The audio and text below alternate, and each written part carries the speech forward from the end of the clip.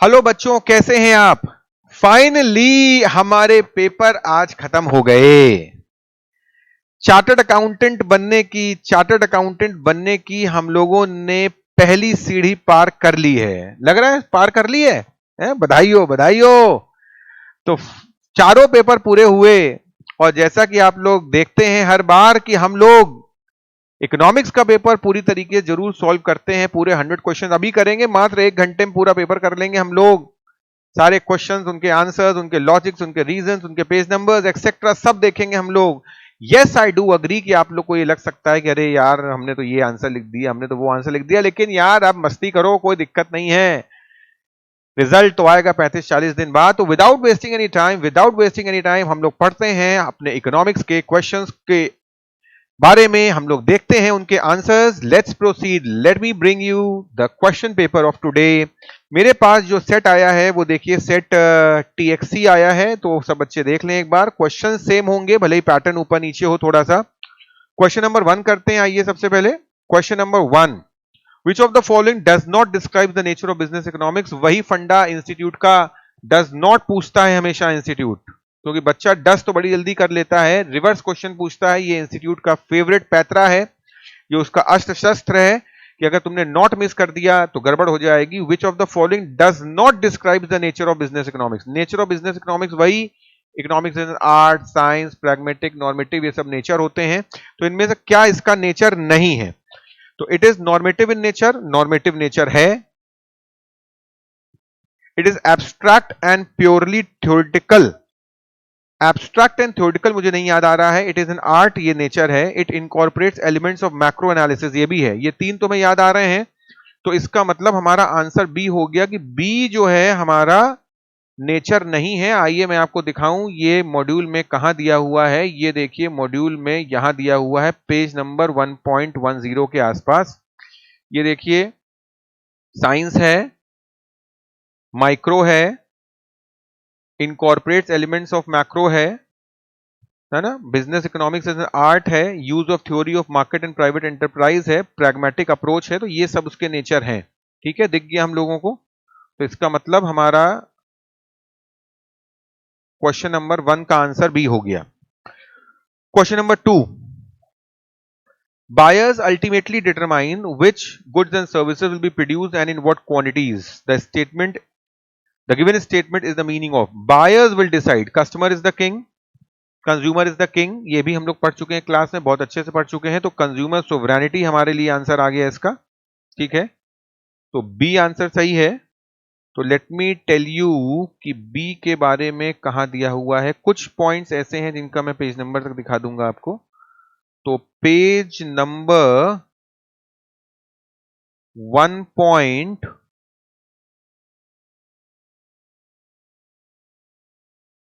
Page number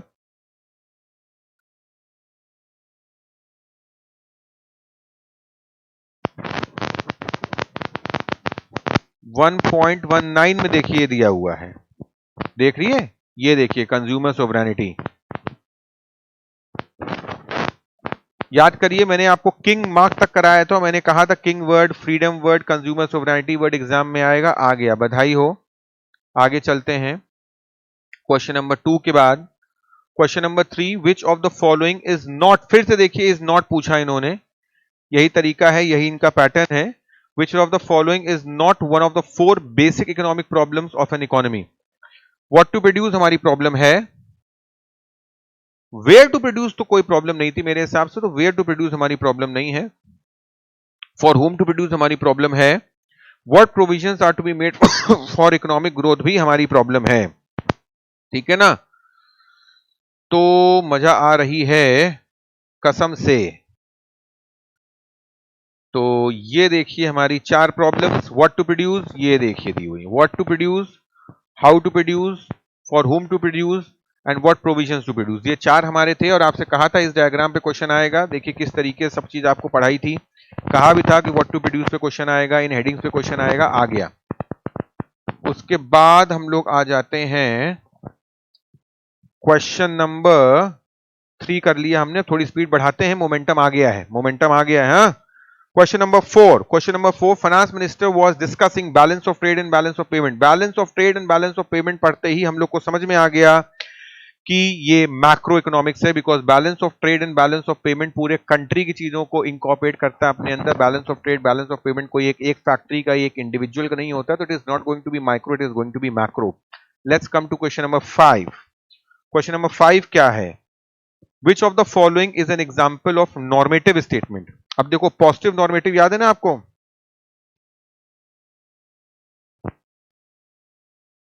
positive में बताया था it is scientific, it is mathematical, it is number based. Normative इसका reverse. ठीक है, तो question number 5, demand for a good will increase if price decreases. तो ये कॉज एंड इफेक्ट है, तो ये पॉजिटिव है, इन्होंने नॉर्मेटिव पूछा है, ये पी फॉर पॉजिटिव है. Government should increase taxes on liquor to reduce its consumption. Should यानी व्हाट ऑट टू बी. ठीक है ना. A decrease in interest rate will lead to increase in investment, ये भी पॉजिटिव है, कॉज एंड इफेक्ट है, ये फिलहाल नॉर्मेटिव लग रहा है. And increase in government spending will reduce the unemployment rate, ये भी हमारा पॉजिटिव है, तो नॉर्मेटिव हमारा बी हो गया. ऑट टू बी या शुड बी, क्या होना चाहिए, इसके बारे में हमारा नॉर्मेटिव स्टेटमेंट होता है. Question number 6. When some people start investing money in share market, then many people start following the same. Following the same, जब एक को देख के दूसरा रंग बदलता है, एक को देख के दूसरे की डिमांड आ जाती है, without considering the advantage and disadvantage. उसने रोलेक्स की घड़ी खरीदी, हमको भी चाहिए, एडवांटेज है, डिसएडवांटेज है, मेरे काम की है, काम की नहीं, इससे हमको कोई लेना देना नहीं है. तो इसको, इस इफेक्ट को हम लोग कहते हैं, इस इफेक्ट को हम लोग कहते हैं, याद करिए, ये सारे आंसर दिए हुए हैं, Veblen effect, bandwagon effect, snob effect और शीन इफेक्ट. शीन तो आंसर गलत है, बट वेबलिन, बैंडवैगन और स्नॉब में हम लोग थोड़े कंफ्यूज होंगे. तो लेट मी शो यू, ये हमारे पेज नंबर 2.7 में दिया है, और आप देखेंगे कि मॉड्यूल में मार्क कराया हुआ है.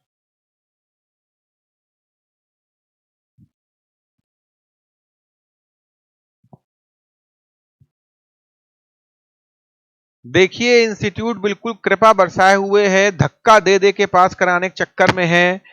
साफ साफ देखिए बताया गया था, अंडरलाइन भी है, देखिए यहाँ पे कि एग्जांपल्स इसके जरूर पढ़ लीजिएगा. ये देखिए यहाँ पे एग्जांपल भी टिक है. सिंपल क्वेश्चन हलवा दे दिया, बैंडवैगन, देख रहे हैं, और सेम एग्जांपल कॉपी कर दिया कि start investing money in the share market without following the same. और क्या चाह रहे हो भाई, मॉड्यूल से कॉपी पेस्ट लाइनें आ रही हैं, एग्जाम्पल तक कॉपी पेस्ट आ रहा है. ठीक है, तो साफ साफ बैंडवैगन इफेक्ट हो गया. क्वेश्चन नंबर 6 में page number 2.7 of the module में दिया हुआ है. पेज नंबर भी लिखना शुरू कर दूं क्या? Question number 7, citrus paribus keeping other things constant. ठीक है ना. Citrus paribus in a Latin phrase that generally means all other things being equal. हाँ सही है. इनवर्स रिलेशनशिप नहीं, गलत है. इनकम ऑफ द कंज्यूमर्स गलत है. टेस्ट एंड प्रेफरेंसेस गलत है. अब यार मैं इसका पेज नंबर नहीं दिखाने वाला, लेकिन अब ठीक है क्योंकि बता रहे हैं, तो पेज नंबर 2.10 पे पढ़ लीजिएगा. नहीं दिखा रहा हूं, आगे चल रहा हूं तेजी में. The slope of demand curve is, slope का मतलब आप लोग को पता है, change in price upon change in quantity. क्योंकि डिमांड कर्व है, तो डिमांड कर्व में percentage change in price upon percentage change in quantity. तो slope of the demand curve हम लोगों को दिया हुआ है. तो देखिए इसका हम लोगों को बहुत अच्छे से याद है, minus delta P upon delta Q. अगर आप लोग को याद हो, अगर आप लोग को याद हो, तो ये वाला पॉइंट मैंने, देखो बच्चों देखना, ये वाला पॉइंट मैंने क्लास में मार्क कराया है, गोला लगाया है, ये तक कहा है कि ये क्वेश्चन पेपर में रखा मिलेगा. और आप देखिए मेरा मॉड्यूल, ये देखो पेज नंबर 2.12 पे, ये देखो पहले से मार्क्ड है, देख रहे हो, पहले से मार्क्ड है, येलो से अंडरलाइन तक किया हुआ है, गोला तक बनाया हुआ कि यही क्वेश्चन एग्जाम में डायरेक्ट आएगा, और देखिए आ गया. ठीक है, तो now what is more needed, all questions coming from classroom practice, page number 2.12.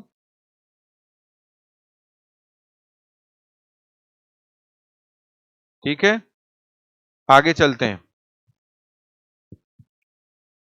Next question, question number 9. A shopkeeper sells two commodities A and B, which are close substitutes of each other. It is observed that when the price of commodity A rises by 20%, the demand for B increases by 30%. What is the cross price elasticity for commodity B against the price of commodity A? यानी कि यहां पे हम लोगों को elasticity निकालनी है। दो कमोडिटीज हैं ए एंड बी, सब्स्टिट्यूट्स हैं। सब्स्टिट्यूट्स का मतलब अगर एक कमोडिटी का प्राइस कम होगा तो दूसरे की क्वांटिटी, सब्स्टिट्यूट है ना, इसकी क्वांटिटी भी कम हो जाएगी, क्योंकि एक का प्राइस ऑफ एक्स अगर कम होगा तो लोग एक्स ही खरीदने लगेंगे, क्वांटिटी ऑफ वाई कम हो जाएगी। तो बेसिकली हमारा एरो एक ही तरफ है, तो इसका मतलब प्लस में आएगी हमारी इलास्टिसिटी। तो percentage change in quantity demanded upon percentage change in price, quantity of X price of Y.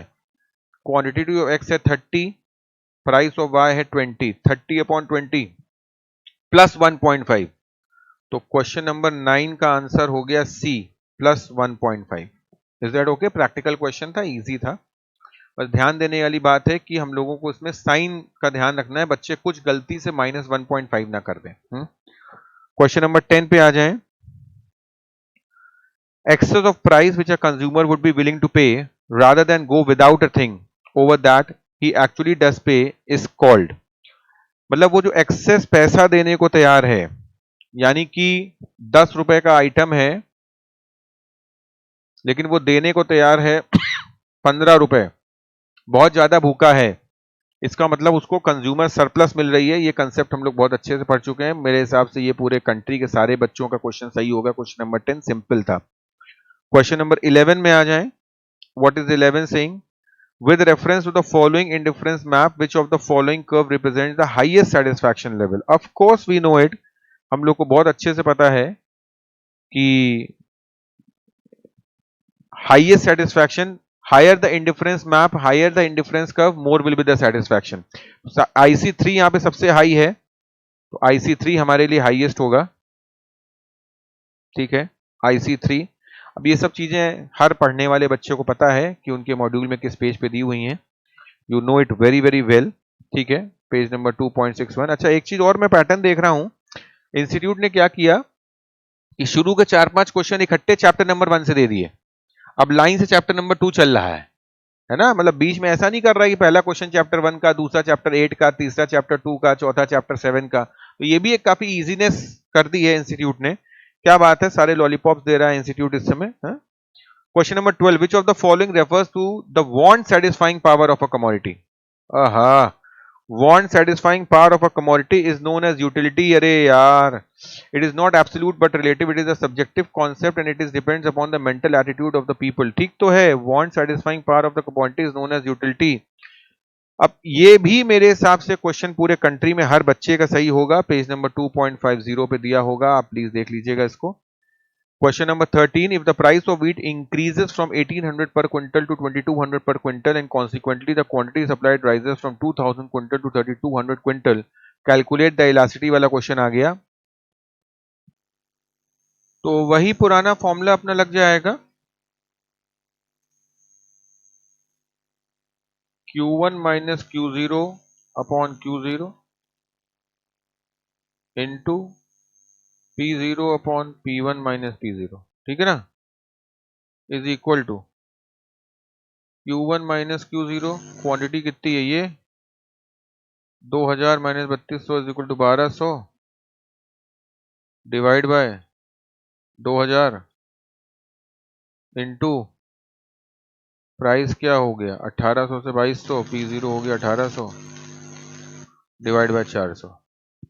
कर लीजिए इसको मल्टीप्लाई, तो ये प्लस 2.7 आएगा, क्योंकि ये भी इंक्रीज हो रहा है, ये भी राइज हो रहा है, सेल की बात हो रही है, इसलिए प्लस आंसर आएगा। तो हमारा आंसर सी हो गया, करके आप देख लीजिए। wasn't a bit tough, बस इजी गोइंग चीजें आ रही हैं। क्वेश्चन नंबर 14 में आ जाएं। क्वेश्चन नंबर 14 क्या कह रहा है? In case of perfectly elastic supply, perfectly elastic perfectly elastic मतलब जरा सा भी प्राइस चेंज होगा या कोई प्राइस नहीं चेंज होगा, नेग्लिजिबल प्राइस चेंज होगा, तो इलास्टिसिटी हमारी इनफाइनाइट हो जाती है। तो this is easy one, page number 2.83 पे दिया हुआ है ये। Question number 15, supply function is given by Q is equal to 120 plus 6P। याद करिए क्लास में ये क्वेश्चन 2 बार करवाया गया था आपको, ठीक है ना। Find the elasticity of supply. तो ये वही अपना फंक्शन वाला आ गया है, तो आइए इसको डिफरेंशिएट कर लें 1 मिनट में, जस्ट 1 सेकेंड क्वेश्चन। तो dQ upon dP is equal to 6 हो गया, ठीक है। और आपको इक्वेशन तो याद ही थी, elasticity is equal to dQ upon dP into P upon Q is equal to dQ upon dP 6 हो गया, 6 इंटू प्राइस दिया हुआ है 10, 6 इंटू 10 अपॉन Q चाहिए, तो इस 10 को जैसे यहां रखेंगे हम लोग, तो 120 प्लस 60 180, तो 6 into 10 upon 180 is equal to 60 upon 180 is equal to 1/3 plus 1/3 हमारा आंसर आ गया।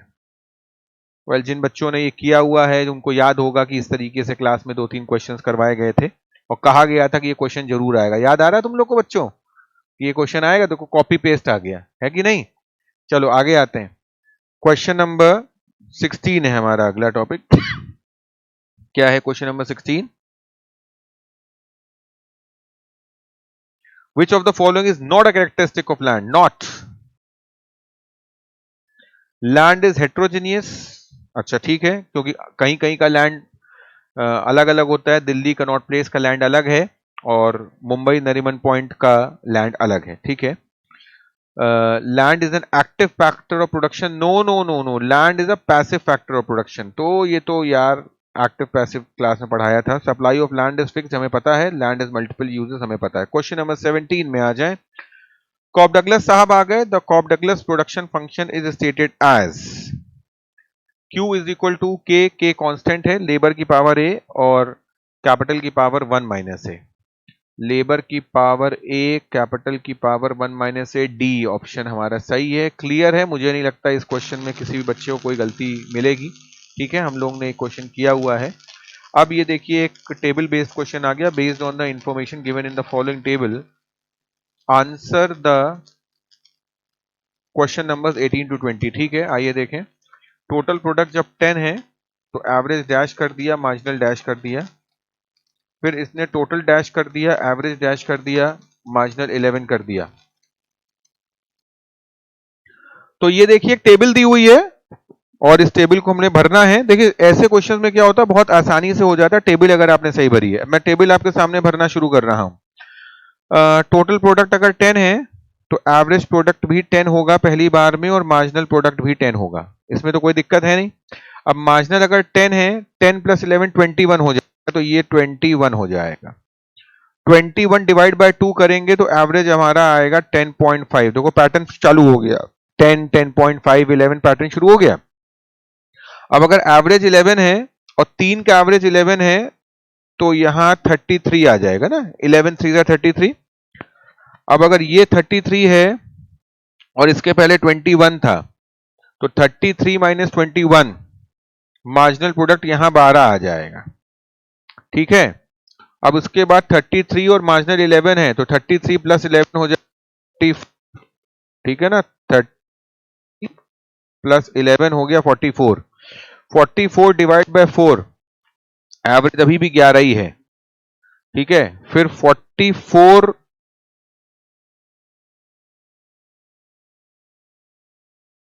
के बाद क्या ऐड किया होगा कि 52 आ गया होगा, तो यहां 8 ऐड किया गया होगा तो 52 आ गया होगा ना। 44 plus 8 is equal to 52। 44 plus 8 is equal to 52 और 52 डिवाइड बाय 5 किया होगा तो ये आ जाएगा 10.4 और 52 प्लस 8 हो जाता है 60 और 60 डिवाइड बाय 6 हो गया 10। समझ गए ना, 60 डिवाइड बाय 6। तो ये टेबल भर दी हम लोगों ने।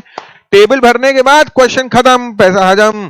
क्वेश्चन नंबर 18 क्या कह रहा है? What will be the average product when quantity of labour is 6। 6 यानी कि इसकी बात कर रहा है, 6 का एवरेज पूछ रहा है, यानी कि ये पूछ रहा है, ठीक है। 10 यानी कि ये आंसर 10 हो गया, ठीक है, खटाखट हो गया। फिर उसके बाद आ गया 19, what will be the total product when quantity of labour is 4, 4 का टोटल है 44, करे बैठे हुए हम लोग, ठीक है, पुरानी मेहनत काम आ रही है। What will be the marginal product when quantity of labour is 5, 5 मतलब इसकी बात कर रहा है, और इसका मार्जिनल पूछ रहा है, मार्जिनल है 8, 8 ऑप्शन में कहां दिखा रहा है, ए, ठीक है। ऐसे क्वेश्चंस की हम लोग प्रैक्टिस कर चुके थे क्लास में, इसलिए बच्चों को प्रॉब्लम नहीं आई होगी।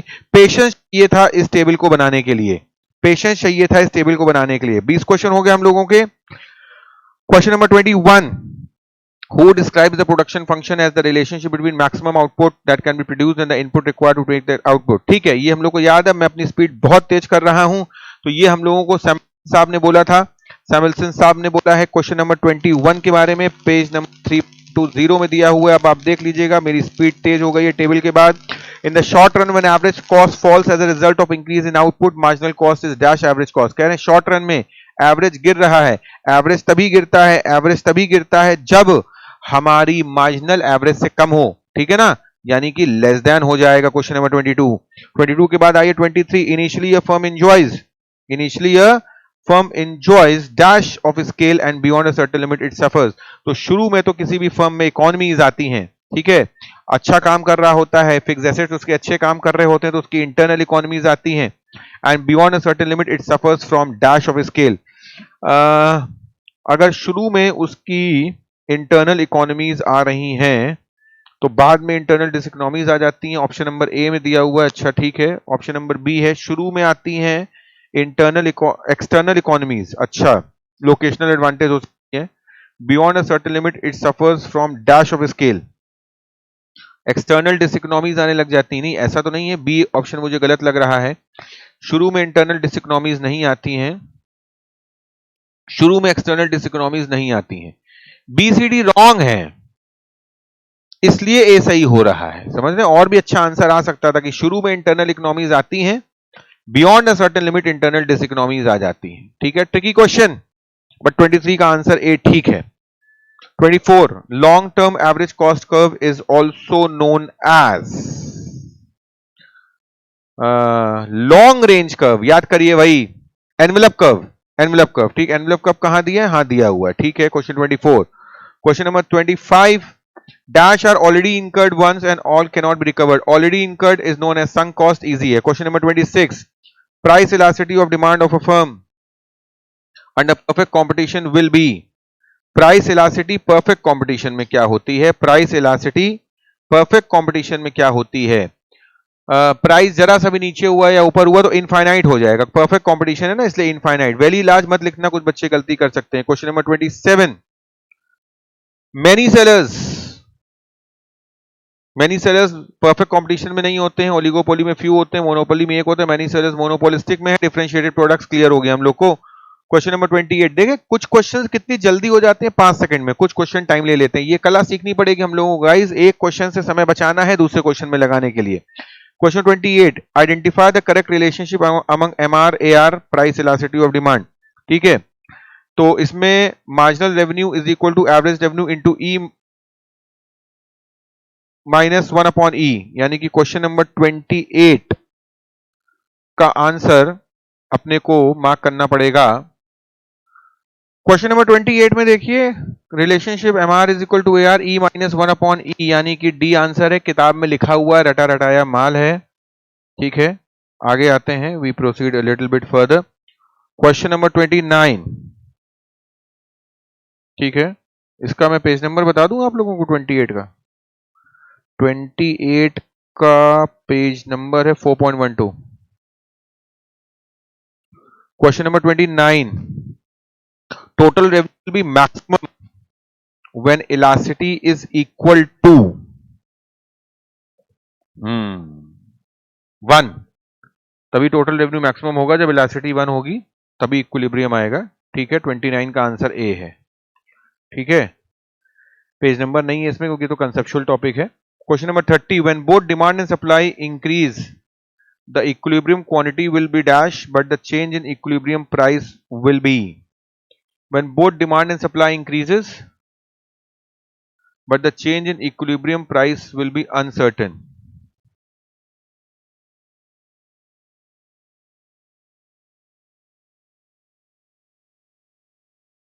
तो 30 का आंसर सी हो गया हमारा। 31, identify the correct below mentioned condition and conditions for equilibrium of a firm under perfect competition. MR is equal to MC. Number 2, MR is greater than MC, MR is less than MC, MC should have a positive slope, MC should have a negative slope. Okay, तो सारे तो नहीं सही हो सकते हैं, identify the correct करना है, करेक्ट, इनमें से सही कौन सा है। तो MR is greater than MC, equilibrium of a firm under perfect competition, perfect competition में MR is equal to MC होना चाहिए, तो 1 तो सही हो ही गया। तो MR is equal to MC हमारी पहली कंडीशन तो है ही है। अब MR is equal to MC तो ग्रेटर देन होगा नहीं, less than MC should have a positive slope. ठीक है, ठीक है, तो इसका मतलब हमारा 31 का आंसर 1 and 4 डी आंसर सही हो गया 31 का। ठीक है ना। 32 में आ जाएं। When a perfect competition earns, perfect competition में क्या हो रहा है, when a perfect competition earns dash its average revenue are more than its average total cost, revenue is greater than cost, तो revenue is greater than cost का मतलब हो गया हमारे सुपर नॉर्मल प्रॉफिट्स होंगे ना, तो 32 का आंसर हमारा ए हो गया।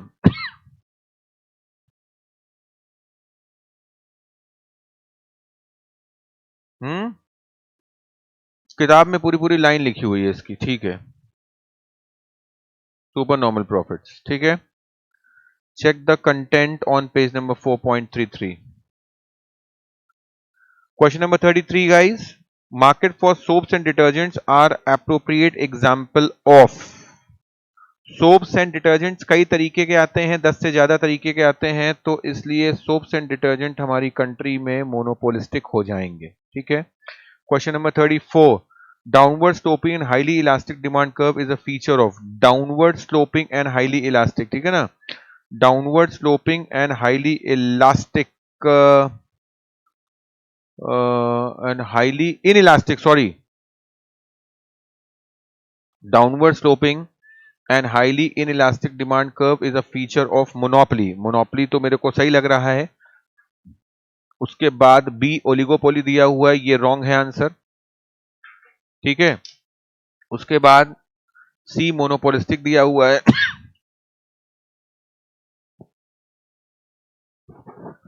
तो ओलिगोपोली रॉन्ग हो गया। उसके बाद आता है एक तो डाउनवर्ड स्लोपिंग पहला कंडीशन, इनइलास्टिक दूसरी कंडीशन, मोनोपोलिस्टिक में भी होती तो है बट इलास्टिक होती है, तो ये भी थोड़ा सा गलत हो जाएगा। उसके बाद आ जाएं परफेक्ट कंपटीशन में, तो ये बिल्कुल ही नहीं होगा। फिलहाल मोनोपोली लग रहा है, लेकिन मैं इसको आपको किताब से चेक करके दिखाता हूं। ये देखिए, यहां पे जब कंपैरिजन वाला टेबल मैंने आपको कहा था ये बहुत इंपॉर्टेंट है, इससे कोई ना कोई एक दो क्वेश्चन आएंगे। तो देखिए, वही सेम भाषा, डाउनवर्ड स्लोपिंग, हाईली इनइलास्टिक, सारा गेम यहां इनइलास्टिक का है, इलास्टिक मत पढ़ लीजिएगा। तो ये किस में दिया हुआ है, ये दिया हुआ है मोनोपोली में। ठीक है, मोनोपोली, कूल। तो इसका मतलब ये क्वेश्चन कठिन था, ये बहुत कम बच्चे मोनोपोली लिख के आए होंगे एग्जाम में। Very good. Question number 35, market characterized by a single buyer of a product or service and is mostly appreciable to factor markets in which a single firm is the only buyer of a factor is known as single buyer। ये भी हम लोग पढ़ चुके हैं। in which a single firm is the only buyer is known as monopsony, ये हम लोग पढ़ चुके हैं, किताब के एंड में दिया हुआ है, ये चैप्टर के एंड में दिया हुआ है। इसको भी इंपॉर्टेंट मार्क करवाया था, पेज नंबर 4.62 पे देख लीजिएगा। क्वेश्चन नंबर 36 में आ जाते हैं। Assume that when price is 20 the quantity demanded is 9। ठीक है, उसके बाद when the price is 19 the quantity demanded is 10। Based on this information what is the marginal revenue resulting from an increase in output from 9 to 10। तो marginal revenue तो एक ही से बढ़ा ना, जब 19 से 20 हुआ तो मार्जिनल रेवेन्यू एक ही से बढ़ा, ठीक है ना। तो इसको जो है हम लोग देख लेना सीधे, 20 इंटू 9 इज इक्वल टू 180 और फिर 19 इंटू 10 इज इक्वल टू 190। तो 180 माइनस 190 आंसर हमारा 10 आ गया। तो 36 का आंसर हमारा हो गया सी फॉर कैलकाटा, ठीक है। 37 में आ जाएं। The average revenue curve is known as, the average revenue curve is known as average cost curve also, ठीक है। एवरेज रेवेन्यू कर्व को डिमांड कर्व भी वैसे कहा जाता था, तो इसका मतलब एवरेज कॉस्ट कर्व नहीं होगा, demand curve is a better answer, it's a better answer, ठीक है। अभी निगाह पे आ गया, तो 37 का आंसर हमारा बी हो गया। 38 में आ जाए। With a decrease in demand there is, with a decrease in demand, demand अगर कम हो गई तो प्राइस कम हो जाएगा, तो दोनों ही कम हो जाएंगे, प्राइस भी कम हो जाएगा, डिमांड भी कम हो जाएगी, तो आंसर सी हो जाएगा, ठीक है। थोड़ा सा डार्क है मुझे पता है, बट पेपर ही ऐसा आया, आप क्या करोगे। क्वेश्चन नंबर 39 में आ जाते हैं हम लोग। क्वेश्चन नंबर 39 में आ जाते हैं। If supply increases in greater proportion than demand, अगर सप्लाई बढ़ जाती है ज्यादा प्रोपोर्शन में डिमांड से, मतलब डिमांड बढ़ी है 10% और सप्लाई बढ़ी है 20%, ठीक है। तो इसका मतलब नेट में सप्लाई बढ़ गई नेट में क्या बढ़ गई, सप्लाई बढ़ गई, तो इक्विलिब्रियम प्राइस कम हो जाएगा, ठीक है। In oligopoly, when the industry is dominated by one large firm which is considered as leader of the group, then it is called one large firm, ठीक है। वन लार्ज फर्म की बात हो रही है। क्वेश्चन नंबर 40 पे ध्यान दीजिए एक बार। Which is considered as the leader of the group? So is it open oligopoly? No. Is it collusive? No. तो क्वेश्चन नंबर 40 का आंसर सी है, पार्शियल ओलिगोपोली, ठीक है ना, क्योंकि एक लीडर है इसलिए पार्शियल ओलिगोपोली है। तो क्वेश्चन नंबर 40 का आंसर सी है। Consumption function is a functional relationship between aggregate consumption and aggregate disposable income, हाँ ठीक है। 41, the value of all final goods and services produced in the country within a given period is called the value of all final goods and services, सारे final goods and services को हम लोग कहते हैं gross domestic product, ठीक है। ये भी हम लोग डिस्कस कर चुके हैं पहले। Question number 43, if GDP MP is more than GNP NP, यानी कि मेन गेम इसमें क्या है, डोमेस्टिक और नेशनल का, ठीक है। तो इसका मतलब ये निफिया होता है, डोमेस्टिक और नेशनल के बीच में डिफरेंस क्या होता है, निफिया इज नेगेटिव। ऐसे क्वेश्चंस हम लोगों ने स्कैनर में बहुत करे हुए हैं, ठीक है। Question number 44, find the real GDP if nominal GDP 720, ठीक है, एंड प्राइस इंडेक्स इज 120। तो 720 से अगर 120 हम माइनस कर देते हैं, 720 से अगर हम लोग डिवाइड कर देते हैं तो 720 अपॉन 126 आ जाएगा ना। आइए देखिए, 720 अपॉन 120 इंटू 100, तो ये आ जाएगा 600। Are we okay? तो हमारा आंसर 44 का हो जाएगा C. Question 45, which of the following is not true for personal income. बात देखिए यहाँ नॉट ट्रू की है, ठीक है, बात यहाँ पे नॉट ट्रू की है। तो it is measure of actual current income receipts of persons only from productive activities. ये हमारे सामने आ गया आंसर। मैं थोड़ा सा तेज कर रहा हूं, सेशन थोड़ा लॉन्ग हो रहा है। 45 के बाद आ जाए 46, calculate average propensity to save when C is equal to 300 and Y is equal to 1200। Question number 46 की बात कर रहे हैं हम लोग, एवरेज प्रोपेंसिटी टू सेव की बात हो रही है। तो आइए जरा देखें, एवरेज प्रोपेंसिटी टू सेव, ठीक है ना। तो ये S is equal to 1200 minus 300 is equal to 900, ठीक है। और फिर APS is equal to 900 divide by 1200 is equal to 0.75 answer आना चाहिए। हाँ ठीक है, 0.75 आंसर यहाँ है। जिन बच्चों को ये आता है उन्होंने कर ही लिया होगा। Marginal propensity to consume is always less than unity. ठीक है, उसके बाद आ जाए क्वेश्चन नंबर 48। प्रोडक्ट मेथड और value added method for calculation of national income is industrial origin method A. 48 का ए, ठीक है। और 48 का जो ए है वो हमारा पेज नंबर 6.16 में दिया हुआ है, जरा देख लीजिएगा। इन अ 3 सेक्टर मॉडल। अब 3 सेक्टर मॉडल आ गया, थोड़ा सा प्रैक्टिकल क्वेश्चन आ गया, तो आइए जरा दिखा दें आपको। C is equal to 8 plus 0.6, Y is equal to 0.6 YD, I is equal to 60, G is equal to T is equal to 10 and where C is consumption, I is investment. हाँ ठीक है। G is government expenditure, T is tax. तो इसमें अपने को working करनी पड़ेगी और ये वर्किंग थोड़ा सा टाइम लेगा। आइए देखें। C is equal to formula क्या दिया है, 8 प्लस 0.6 YD दिया हुआ है। YD is equal to Y minus 10, hence C is equal to 8 plus 0.6 YD, 8 plus 0.6 Y minus 10। Further solve करेंगे तो C is equal to 2 plus 0.6 Y। ठीक है। फाइनली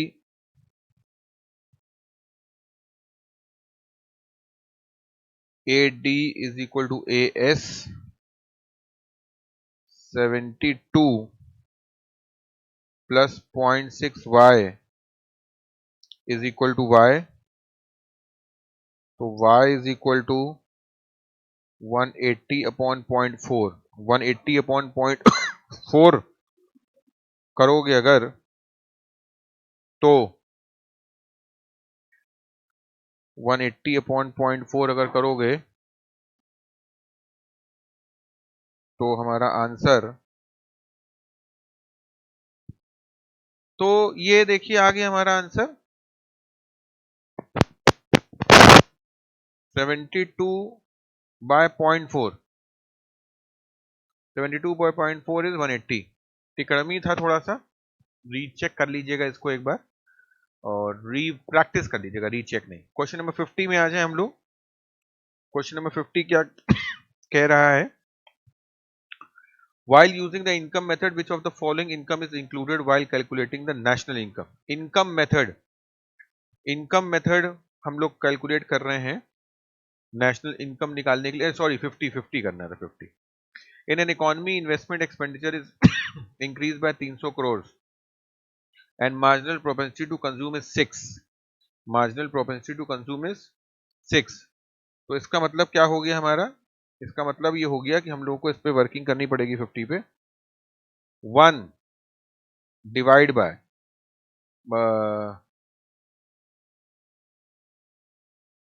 0.6 है तो 0.4 हो जाएगा, ठीक है ना। 1 डिवाइड बाय 0.4 करेंगे जब तो ये आ जाएगा 2.5 गुना, 2.5 टाइम्स। और 2.5 टाइम्स का 300 से मल्टीप्लाई करेंगे, इंटू 300 करेंगे तो ये 750 करोड़ हमारा आंसर आ जाएगा। तो 50 का आंसर हो गया हमारा D for Delhi, that is 750 crore. ठीक है। अब हम लोग आ जाए इसके बाद 51 में। 51 क्या कह रहा है, 51 में आइए।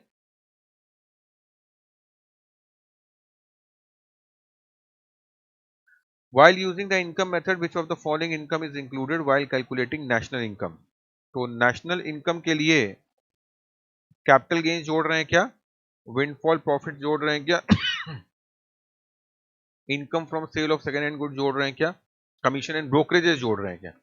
तो इनकम मेथड में हम लोग कमीशन एंड ब्रोकरेजेस करेंगे। ठीक है, 51 का डी सही है। ठीक है, उसके बाद आ जाए क्वेश्चन 52 पे। Gross value added at the market price if sales is 750, opening stock is 300, closing stock is 200 and intermediate consumption is 250। तो gross value added is equal to 750 हमारी सेल्स हो गई, ठीक है, प्लस 200 का हमारा क्लोजिंग स्टॉक है तो वो भी हमारा ऐड होगा, 300 का हमारा ओपनिंग स्टॉक था तो उसको माइनस कर दें हम, और 250 का हमारा इंटरमीडिएट कंजम्पशन है तो ये माइनस कर दे, तो 729 माइनस 300 माइनस 250 इक्वल टू 450, तो हमारा आंसर हो गया बी, ठीक है। Nominal GDP is, nominal, nominal का मतलब हम लोग जानते हैं करंट प्राइसेस, ठीक है, तो 53C हो गया। क्वेश्चन 54 पे आ जाए, थोड़ा सा ब्राइट पेज आ गया, अच्छा है ये हम लोगों के लिए, ठीक है। Question number 54, 54 is saying the investment multiplier is defined as the ratio of national income due to change in investment, ठीक है। 54 का आंसर डी ही सही लग रहा है, ठीक है। Ratio of total consumption to total income is known as, ratio of total consumption to total income मतलब कितना कंज्यूम कर रहे हैं, average propensity to consume, marginal saving function income, क्योंकि टोटल की बात हो रही है ना, यहां टोटल की बात हो रही है, तो इसलिए इसका आंसर ए होगा, average. Question 56, when entrepreneurs are pessimistic about the future conditions, I repeat, entrepreneurs are pessimistic, तो contraction होगा, ठीक है।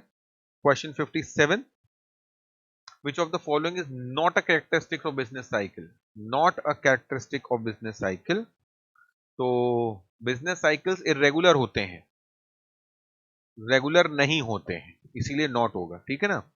Question 58, which of the following is not an internal cause of business cycle? तो not an internal cause of business cycle की बात कर रहे हैं ये, तो technology shock is not a internal cause क्योंकि ये एक्सटर्नल कॉज है। टेक्नोलॉजी शॉक क्या है, एक्सटर्नल कॉज है, ठीक है। उसके बाद आ जाए question number 59, change in stock price, new order for capital and consumer goods are examples of leading indicators, ना कि लैगिंग इंडिकेटर्स, ठीक है। 59 पे ध्यान दीजिए सब लोग। Variables that change after the real output changes are called lagging indicators. Variables that change, recheck everyone, variables that change after the real output changes are called lagging indicators, ठीक है। approximately page number 5.7 पे दिया हुआ है ये। taxes on agriculture income is levied by, agriculture income पे तो वैसे टैक्स लगता नहीं है। A central government, B state government, both central and state government as they are in the concurrent list, and local self government. Question number 61 कर रहे थे हम लोग, taxes on agriculture income is levied by, central government लगा सकती है, state government, central government देखो agriculture में कभी टैक्स नहीं लगाएगी, ठीक है। स्टेट गवर्नमेंट थोड़ा बहुत लगा सकती है, बोथ भी देखिए गलत हो जाएगा क्योंकि उसमें सेंट्रल गवर्नमेंट आ जाती है, तो ए गलत है, सी गलत है। Local self government, local self government कोई टेक्निकल वर्ड नहीं है, तो स्टेट गवर्नमेंट सही लग रहा है, लेकिन मैं बच्चों को दिखाऊंगा जरूर इसका topic, and this is on page number, question क्या चल रहा था, 61, पेज नंबर 7.12, ये देखिए लाइन लिखी हुई है पहले से, the state government can levy taxes on agriculture income, state government can levy taxes on agriculture income, beautiful line, भरोसा नहीं होता जब ये लाइनें आ जाती हैं सामने, तो हमारा आंसर स्टेट गवर्नमेंट सही हो गया समहाउ, ठीक है, very good, tricky question, hats off to institute, क्या गजब गजब क्वेश्चन ढूंढ ढूंढ के ला रहे हैं। क्वेश्चन 62, स्पीड बढ़ाते हैं, government production of an economic good, electricity and public transport are an example of direct production of economic goods is allocation function, ठीक है। 62 पे ध्यान दीजिए, ये आंसर सही ना, allocation function,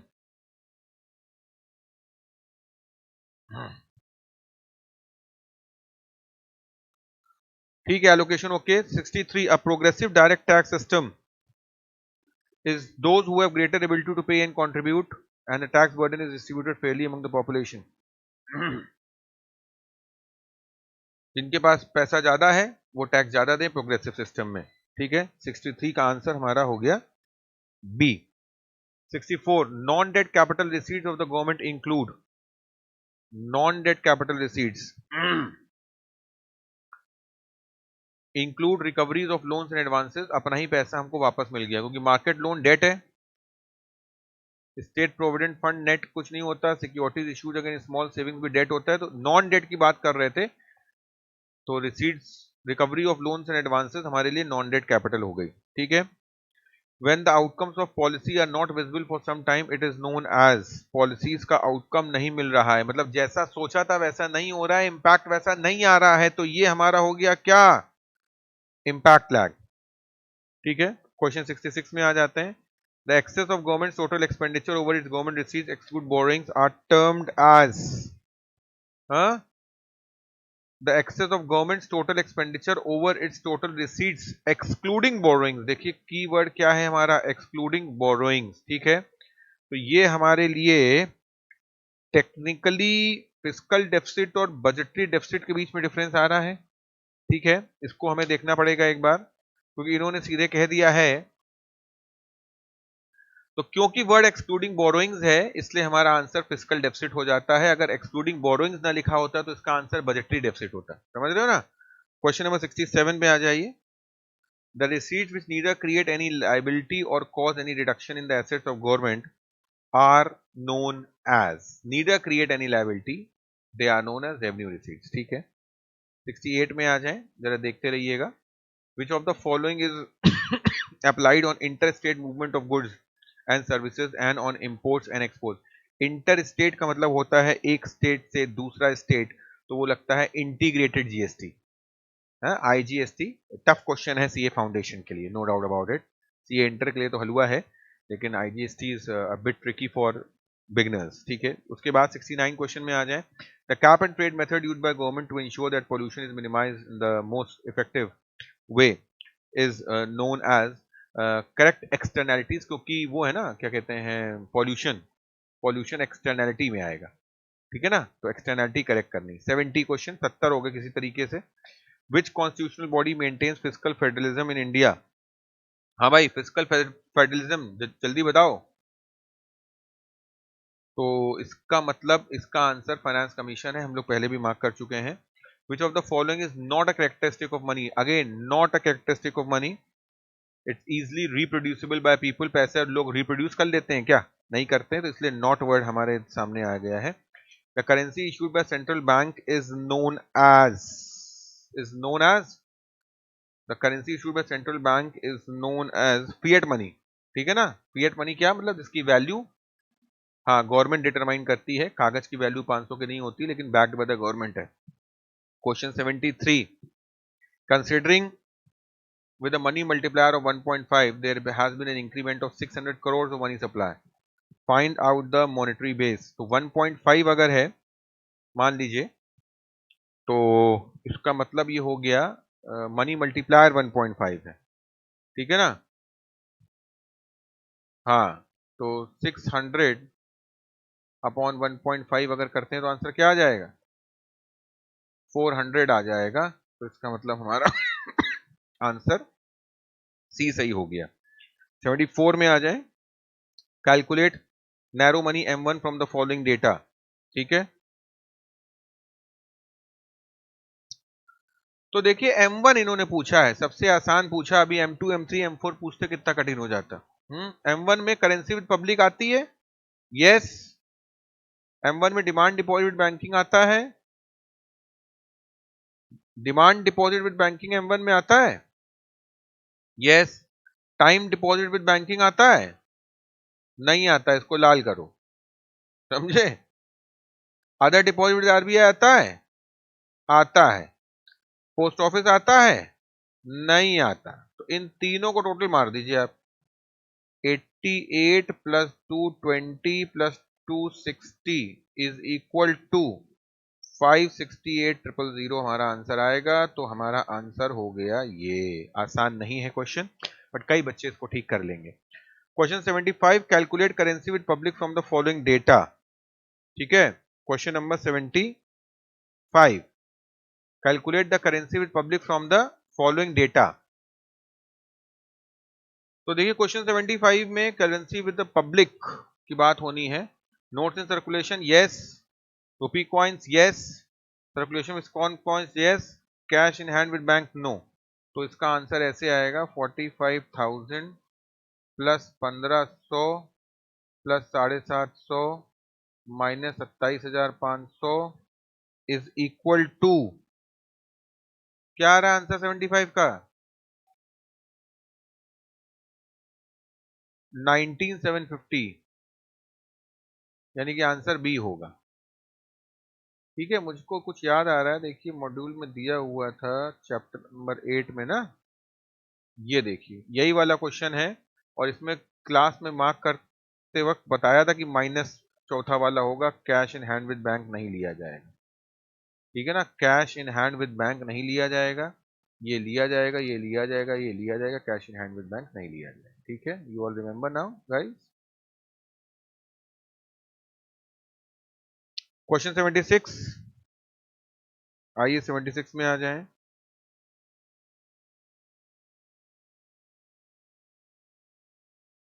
dash is a penal rate at which RBI lends money to bank. हाँ भाई, पीनल रेट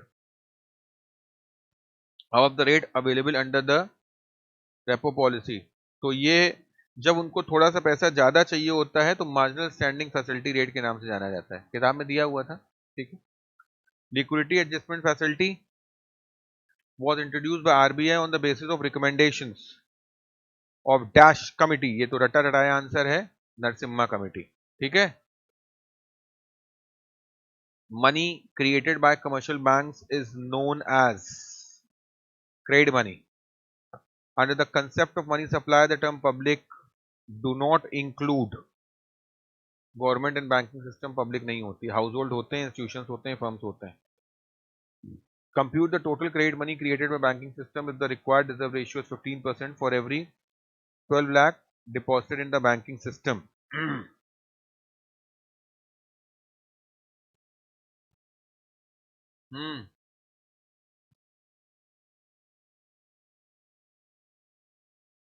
तो 1 मिनट में कर लेते हैं हम लोग। 12 lakh divide by 15% is equal to 80 lakhs. ठीक है,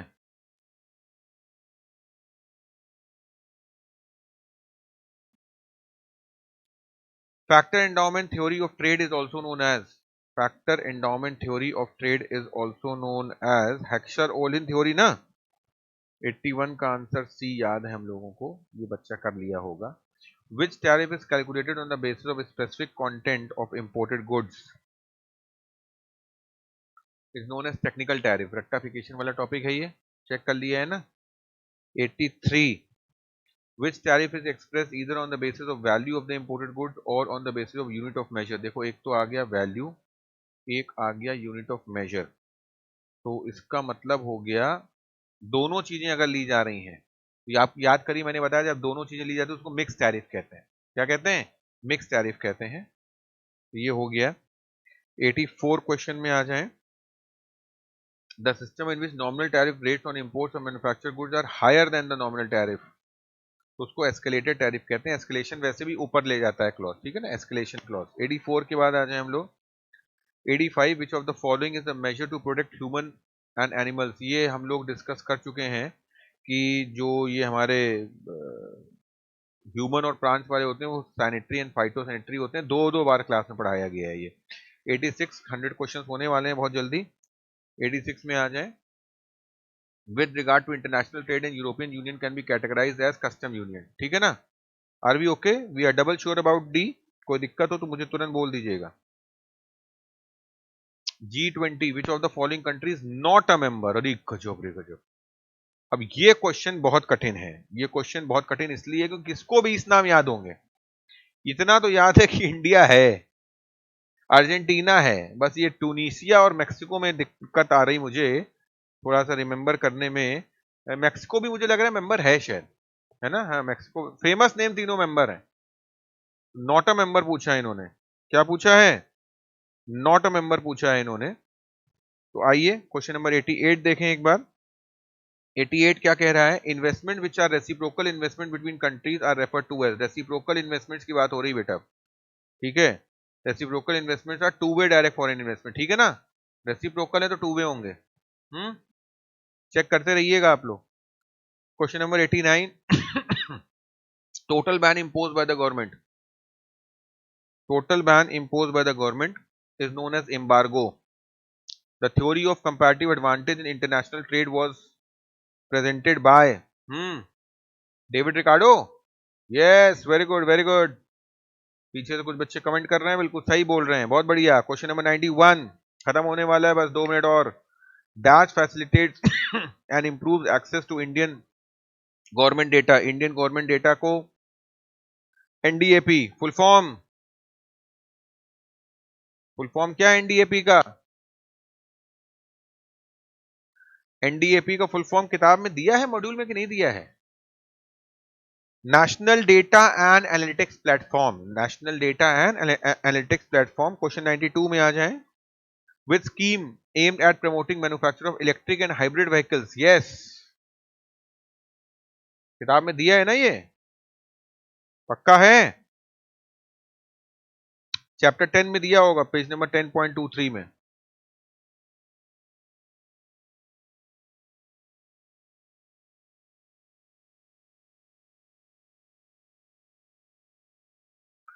Which was initially aimed at regulation of large firms. Regulate करना है, किसी को मोनोपोली नहीं करने देंगे। Monopoly and restrictive trade practice, इसमें कीवर्ड रेस्ट्रिक्टिव है, आर वर्ड की है, ठीक है, इसी से रेगुलेट कर रहे हैं हम लोग। 94, from which year onward India followed the manage floating exchange rate system. Floating exchange rate system, year भी पूछ लेंगे यार अभी ये लोग। हाँ, क्या ईयर है? 94 क्वेश्चन का ईयर मुझको ऐसा याद आ रहा है 93 होना चाहिए। देखो चेक करो एक बार।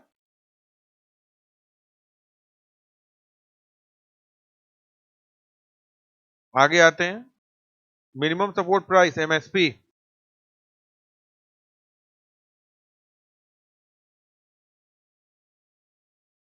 It's fixed at dash of the production cost, 1.5 time, 1.5 गुना। याद है?